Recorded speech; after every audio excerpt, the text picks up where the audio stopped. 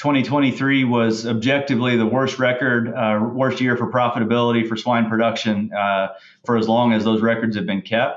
And so anytime you're at a negative profitability, that's not a good business model, right? And unfortunately, there wasn't anything pig producers could do about it. They just had to live through it and try to endure.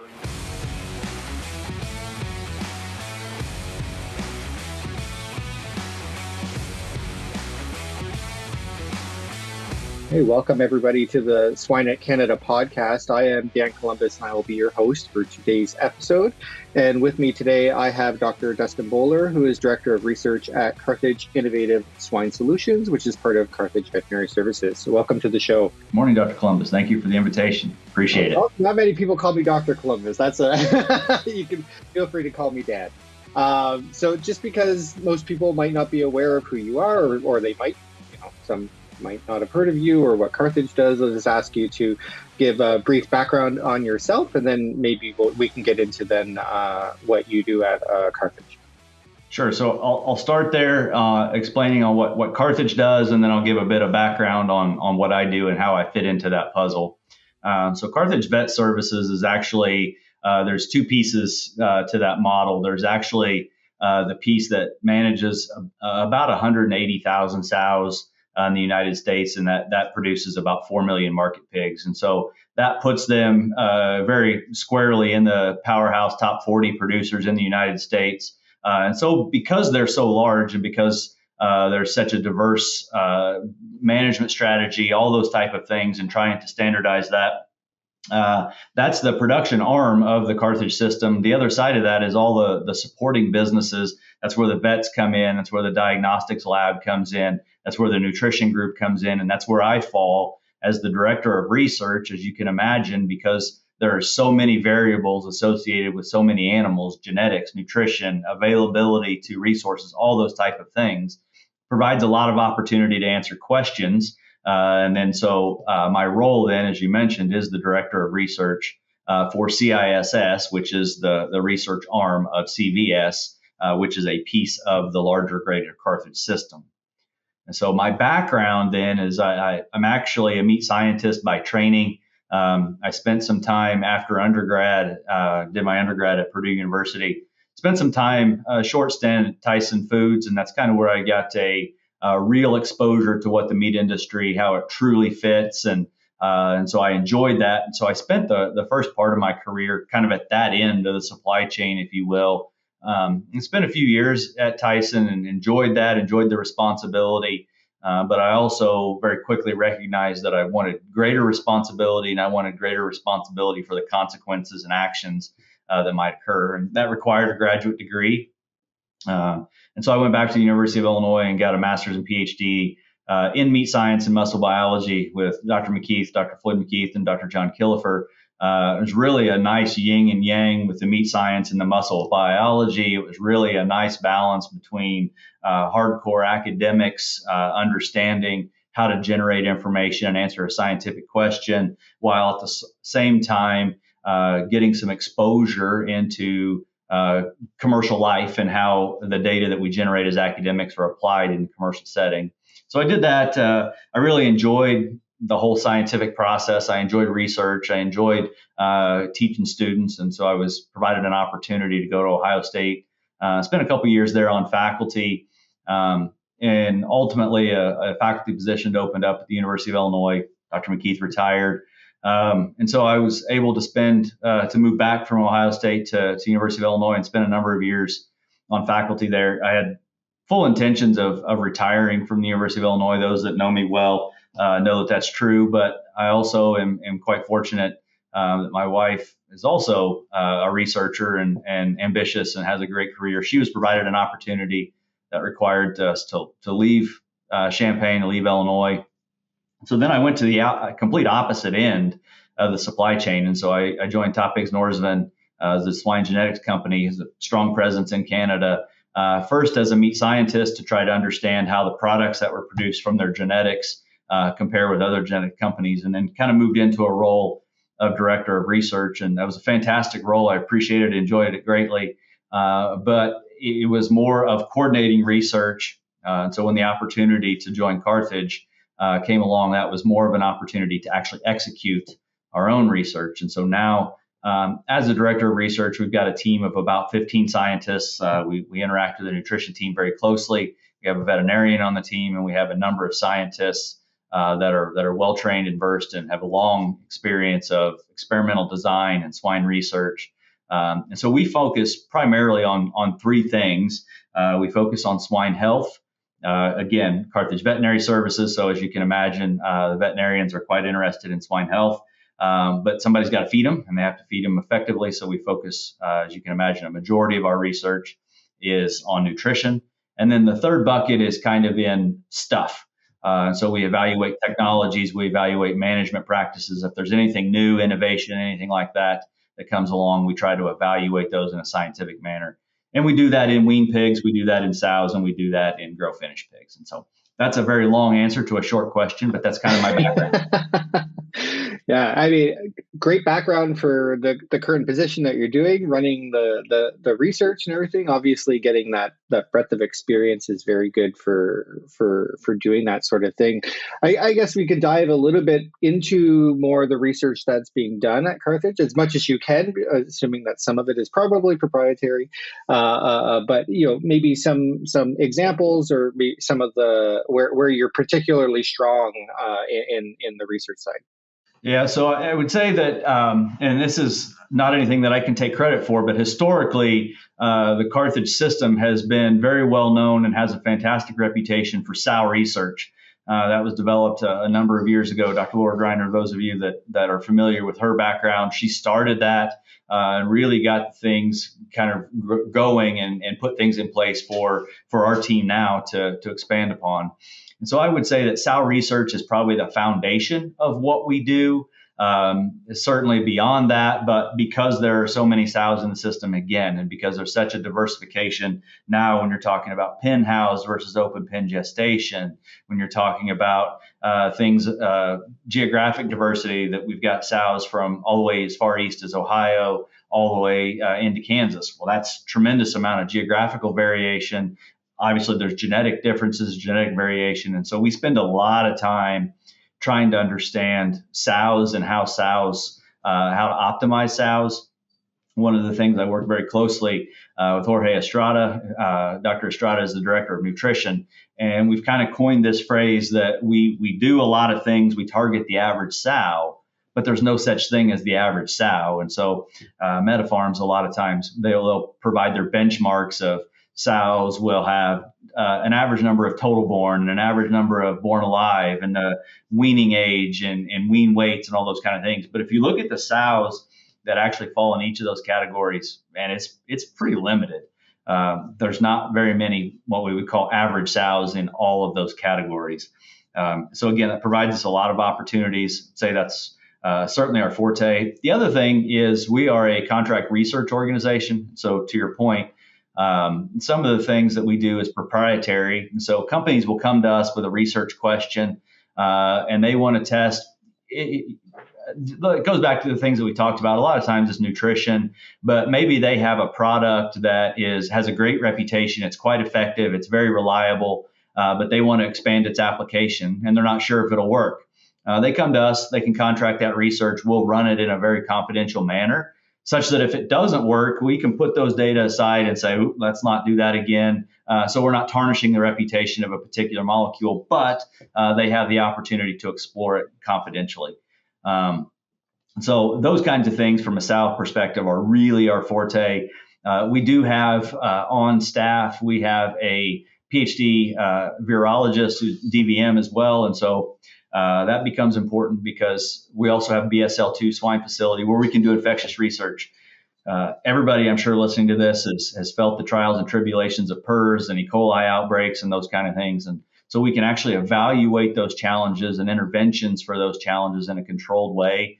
That's a little bit unique to our system relative to other systems. Yeah, it's very good to hear that you're doing the sow and that you have that, because that is one of the areas of research that is kind of neglected, largely because you need such big numbers. And obviously, you guys have those. I know we've had Laura on the show before and she's discussed a lot. I am interested though, because this is always a hot topic of how to feed sows, how to do this, right? Are there any kind of findings or whatever that you have discovered that maybe shocked you or kind of confirmed what was out there?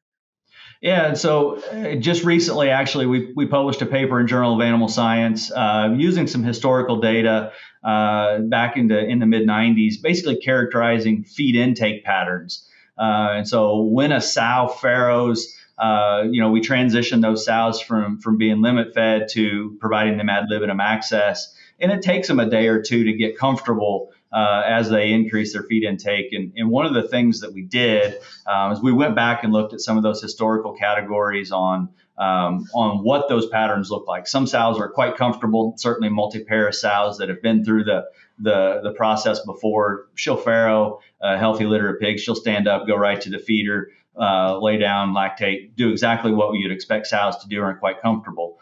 Some of our younger sows are just not they're not as experienced, so they're not comfortable. And so it was some confirmation stuff there that provided us kind of the benchmark that really what we're looking at now is trying to move more from descriptive statistics more into predictive statistics, where it's really nice where you can go back and look at a data set and say, okay, well, this is what happened, but then it's too late to react. And so now we've built a fairly sizable data set, and can we take that data set and say, and rather than this was a problem sow, can we try to predict you might be a problem sow, and so we're going to intervene ahead of time. And Mm-hmm. so I think that's kind of where we're trying to move. Certainly, we've got a database of data kind of built that we're now trying to use that more predictively rather than descriptively. Yeah, really interesting. Um, I think we flow naturally into the fact that you've worked on both sides. So you've done academic and now you're on the more industry focused research side of it. So just in your opinion, what are some of the major differences between those two types of research? Yeah, so it's kind of funny. Again, we've got a team member who's going to give a presentation at Reciprocal Meats Conference here in a few weeks in Oklahoma City on this exact topic, and so her and I had an extensive conversation about it. And so we come back to, as we start to think about, it's all about variability and variability control. And so when you think about the standard error of the mean and the equation standard error of the mean, you can either reduce variability or you can increase your observations. And that's really how you're going to be able to detect differences in doing research. So I think the differences come down to, in an academic setting, most of the time we're limited by the number of observations, number of pens. It's a teaching farm, so it's not going to have the size and the scale. But the other side of that is you've got tremendous amount of control, and so you can really control your variability within that population, even though you might be limited by observations. In a commercial setting, it's quite the opposite. It's important to remember that it is a commercial farm. We're trying to conduct sound research in the constraints of a commercial farm. And so that means there's economic components to it as well. There's supply chain restraints, right? We've got to get pigs out of there because the next group is coming. We've got contracts to fill on the packer side, all of those kinds of things. So much less control, much greater variability, but we have the luxury that our observations are huge. So rather than dealing with 100 or a couple hundred animals, we're dealing in the thousands. And so when you look at those standard errors, oftentimes they're pretty similar, academic to commercial. It's just a matter of how you're manipulating the numerator and the denominator. And so, again, the name of the game is controlling variation or understanding your variation relative to your observations, and that doesn't change. Yeah. I mean, that could be on both sides of trying to control the variation and how things do it, because you can have, the barn staff that wants to do what they're normally doing and you're disrupting them, but you can also have the student or something that just Absolutely. messes up and things. I think beyond the conduct of the study, though, I guess, is there a difference in focus? And I mean, there probably will be to some extent, where university tends to be or will include more basic questions. But is there more of a difference in focus, or do you think we're closer than what is believed? Well, I think it all comes down to the objective, and so a lot of times with academics, in my experience, we would run a trial with a finite end, and oftentimes that objective was to try to teach a student how to conduct an experiment and teach them the scientific process. And so for that student, there was very clearly an end. There was an objective that was, I'm going to finish this research trial. I'm going to write it up. I'm going to write my thesis. I'm going to defend that thesis, and I'm going to go to work, right? And so there was oftentimes, not always, but it was more about the exercise than it was the outcome.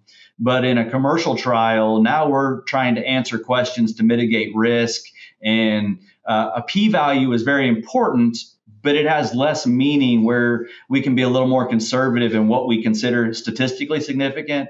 Mm-hmm. And oftentimes economically significant will trump the statistics in terms of what is meaningful, because we're trying to answer a question right, of an actual application. Are we going to change our diets? Are we going to administer this medical intervention because we've got a group of health challenged pigs? And so I think the outcome is quite different. But that's why they're so symbiotic, is we've got to train scientists in an academic setting where it is controlled and you can teach the rigors of experimental design.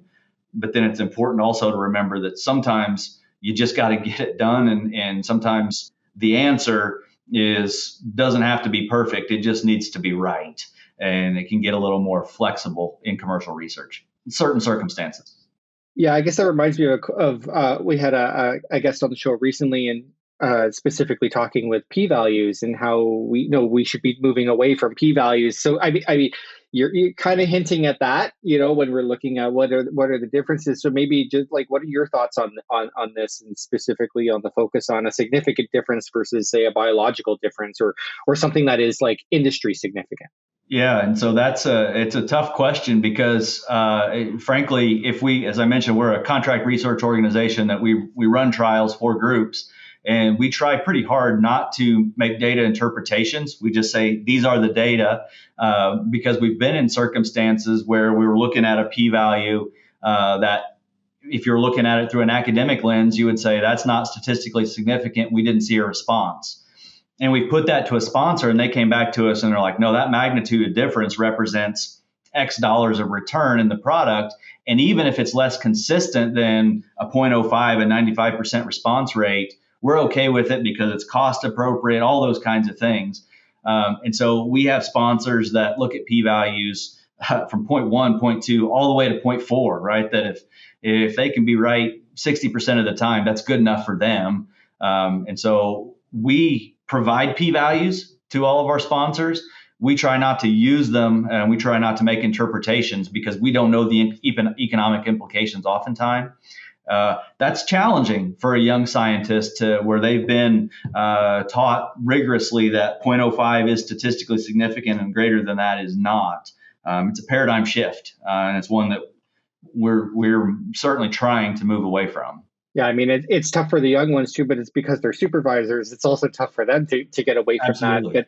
But to look at something and say 0.049 is significant and 0.051 is not, it just seems absurd if you think about it. Well, in that same lens, in publications in scientific literature, I tend to, and we tend to, when we publish papers, we provide the p-value, whatever it is, rather than just the p less than 0.05, because you're absolutely right. There is a difference between 0.049 and 0.001, or a difference between 0.051 and 0.999. I mean, those are very different probabilities, and that's really what we're working in.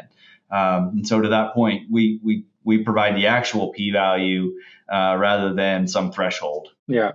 So given the slightly different challenges with the academic versus industry research, right, do you have any kind of major suggestions on how to do the large scale industry research well? Yeah. So for us, the biggest thing is we try to focus on measuring what we're good at and measuring what's important. And so the way we do when we go about a research trial, and this isn't unique to commercial applications by any stretch, but it works very well for us, is we try to define the justification of that trial and the objective of that trial from a crystal clear standpoint. what is our inference space and what is our objective? Because if you can get your objective very clearly defined, then as you start designing a trial and you say, okay, should we measure this? You can ask yourself, does that help me answer my objective? And if the answer is no, we try to leave those off. Because if you're dealing with, oftentimes we have, if it's a market trial, as an example, a market pig trial, we've got 2,500 pigs on study. You certainly you can't necropsy 2,500 pigs. I mean, it's cost prohibitive, it's time ineffective, it's economically ineffective. It's not feasible. So to even start down that road, probably necropsying pigs probably shouldn't be included. But what we can do very well is we can capture weights and we can understand growth rates and understand feed disappearance. Well, we probably ought to focus on those things. And so if we've got a nursery study and we're trying to evaluate scours, well, we probably need to focus on the things that are related to scour scores and maybe less so on accessory traits that would be great to have, but limit our ability to do what we're actually trying to do well. Yeah. No, like you said, that's the same for academic research as well, because I've had the discussion with students where, the difference between like to have and must have. Absolutely. And it's like you might want to do that and find that interesting, but it doesn't help us at all. So we're not going to include that. I guess no surprise to everybody, right? The industry has been going through issues right now with feed costs and lower market, lower economics. We'll say, just to make it general. So, what has that downturn in the market done when it comes to research? Yeah, so just as you described, 2023 was objectively the worst worst year for profitability for swine production for as long as those records have been kept. And so anytime you're at a negative profitability, that's not a good business model, right? And unfortunately, there wasn't anything pig producers could do about it. They just had to live through it and try to endure. But as you can imagine, if they're struggling to hit even break even profitability levels, the appetite for investing in research has been tough. And what we've learned very clearly is research is an elastic good, right? And so that means that price adjustments and those kind of things as we start to change some things. But what it has done is anytime there's challenges, it provides opportunities. That it's helped us identify some inefficiencies. And so as there are places, feed ingredients that we put in there that, in high health animals, maybe we don't need those. And so we've done some research that way to identify some deficiencies. The way we move animals and how trying to be, obviously, animal welfare and being humane is always top of mind and top of the list. But are there things that we can do that's more efficient about how we move animals or don't move animals? We talk, and my former employer used to talk about recreational pig movements with cross fostering and some of those things. And so if there's, then you can really start to think about the benefit of cross fostering versus the amount of labor that's required to do that and shuffling those pigs around. And so it's changed the landscape of contract research, no doubt, but it's also provided some opportunities to look at some things by necessity, just because of the way that the state of the industry has provided us right now. Yeah. So you mentioned obviously less appetite, maybe potentially less budget for research, from a lot of these companies. But is it an overall kind of reduction, or is there also a redistribution of where the interest is and where the funds are going? Yeah, that's a great question. So exactly what you described. If you would have asked me that question a year and a half ago, I would have said a very large percentage of the work that we do at CISS is contract research organizations for other private industries. Over the last year, we've kind of shifted, and we've sought a lot of competitive grants. United Soybean Board has been very good to us. Swine Health Information Center has been very good to us. And so what that has done is allowed us to reach out and run some of the research and answer some of the questions that we have for ourselves. So if we're always running contract research for someone else, that's great. It's fantastic. Builds nice relationships and collaborations, but it always leaves, you've got your own questions that kind of become second priority. In that last year, we've been able to address some of those questions. As I mentioned, the sow feed intake pattern was a project that was supported by a whole host of folks where we were able to answer that question for us. And so it absolutely has changed kind of where we focus and redistributed where those funding opportunities are. Yeah, obviously, sponsored research is kind of a bread and butter, but as a researcher, I'm sure it's nice to be able to work on the stuff that you'd like to do and those pet projects, right? Well, those are the right. I mean, everybody has those are the fun ones because they're questions that you have a vested interest in, and then you can see the benefits. You know, if we run a contract trial, that's great. Hopefully, our sponsors are happy and they take it and they do their thing, and we get an opportunity to do repeat business. But you're right. If you're running a trial for your own benefit, there's some level of reward there. We get to publish those data, and we've got some younger scientists on our team that are very interested in publications. It feels good, right? Anytime you get acknowledged and rewarded for your efforts. Yeah. So a lot of great information. Before we get to our final three questions, I'll just ask, if you could distill everything down to a take-home message, what would that message be? In terms of contract research or just in general? The today's episode, everything that we've talked about, one message. I don't know if that's possible, but sure. So I would say I'll sum it down into two things. I would say that oftentimes people try to differentiate academic research and commercial research, and they're not the same. And I would disagree with that in a context of really what we're trying to evaluate is controlling variability so that treatment differences can express themselves. And so that doesn't differ between academic and commercial research. And so I think that's the first take home. The second is from a pig production standpoint, man, this last year has not been much fun. I think everybody would agree with that. But as best we can, try to seek out the silver lining and look for those opportunities. As I said, adversity creates a lot of opportunities to identify inefficiencies. And identifying those inefficiencies provides opportunity for growth. And so it's not been fun, but it has, looking on the bright side, provided some opportunities to get better. Yeah, definitely agree with that. I think it's times like this where it's hard to remember, but we need to remember that it is a robust industry that has come to challenges before and met those challenges and dealt with them, right? So great take-home message. It's time for our famous three. Swine Veterinary Partners offers a full range of animal health and production services to Canadian pork producers. We approach health management through personalized solution with concern for profitability while taking into account performance and the well-being of your animals. So, okay, well, Dustin, before I let you go, we have our final three questions that we ask all our guests. The first one is favorite swine-related or agriculture-related resource. So any of the peer-reviewed journals, and so again, we're a little bit of a nerd where we like to review and publish, and so I would say Translational Animal Science, Journal of Animal Science, and Meat and Muscle Biology. Of course, again, I'm a meat scientist by training, so I got to throw the meat and muscle biology endorsement in there. Any of those for sure. Yeah.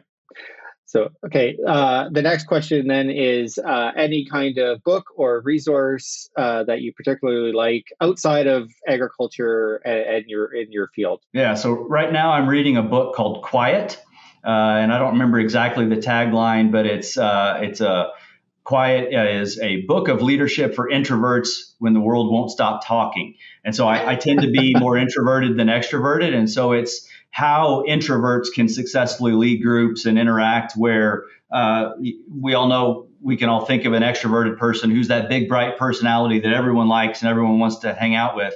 I tend to be the opposite. And so how I can use those challenges as opportunities. And so right now I'm reading Quiet. It's a great book if you're introverted, but want to learn some leadership skills and how to manage that. Definitely going to have to look that one up because my outside persona is extroverted, but it is not an internal persona at all. So I'm going to have to look that one up.